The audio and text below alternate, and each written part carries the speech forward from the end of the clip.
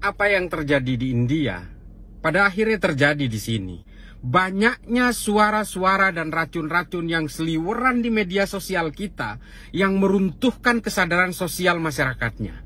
Bagaimana pendakwah-pendakwah agama yang kemudian menyerukan seolah-olah bahwa Tuhan itu tidak memberikan kesempatan kepada manusia untuk bertahan hidup.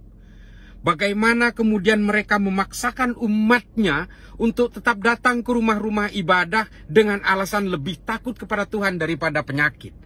Ini kan hal-hal seperti ini kemudian yang merusak di India. Karena bagaimanapun manusia berhak untuk berikhtiar menjaga umurnya. Mati pasti. Nah, menghindar dari virus COVID, berhati-hati dalam pandemi ini adalah bagian dari upaya untuk menghindar dari kematian itu. Dan ini sangat dianjurkan oleh agama. Apa yang pernah terjadi di India itu terjadi di sini.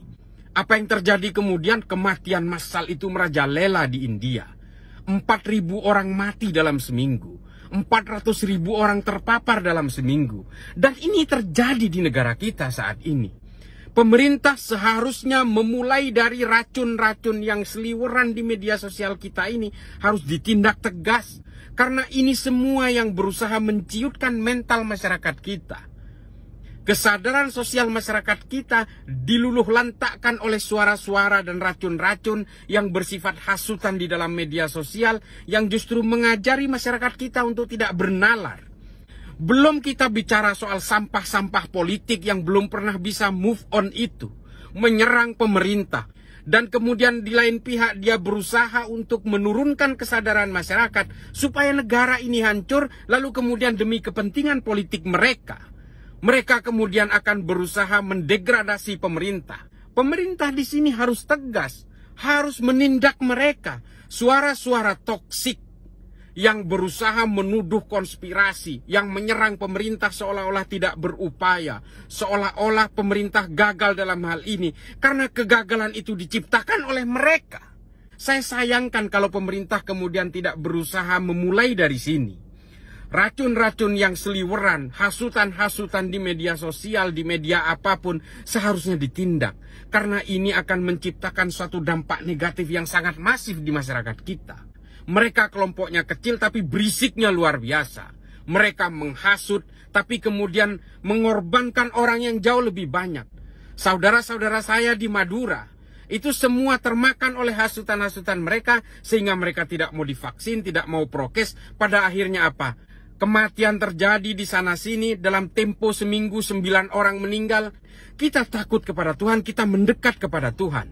Kita takut kepada penyakit, kita menjauh dari penyakit. Semua ada caranya. Di India terjadi hal-hal yang seperti ini secara masif, yang kemudian kegagalan semua program itu terjadi dan masyarakat juga yang kemudian menjadi korbannya. Pandemi ini adalah persoalan sains, persoalan ilmu kedokteran, semua bisa dilakukan dengan cara penelitian, bisa dianalisis.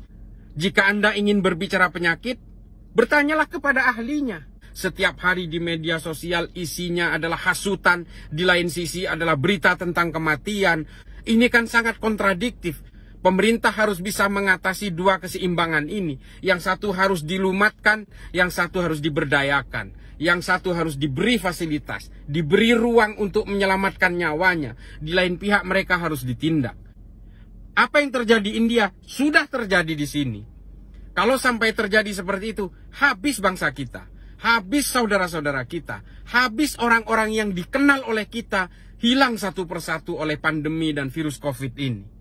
Ini kan sebenarnya kejadian yang tidak boleh didiamkan. Marilah kita beragama, marilah kita menjunjung tinggi kemanusiaan, menjunjung tinggi perdamaian, marilah kita hidup bernegara dengan akal sehat, dengan nalar. Jangan percaya oleh berbagai sampah-sampah politik. Setiap dalam pertempuran politik, orang-orang yang kalah itu selalu menghujat dan melakukan sumpah serapah terhadap yang menang. Itu terjadi sejak zaman Yunani hingga ISIS yang kemarin. Oleh karena itu, sadarilah bahwa dalam keadaan pandemi ini kita semua bersatu. Tidak ada lagi orientasi politik, tidak ada lagi perbedaan-perbedaan. Kita semua sama. Karena semua manusia diberi ruang oleh Tuhan untuk menyelamatkan nyawanya masing-masing.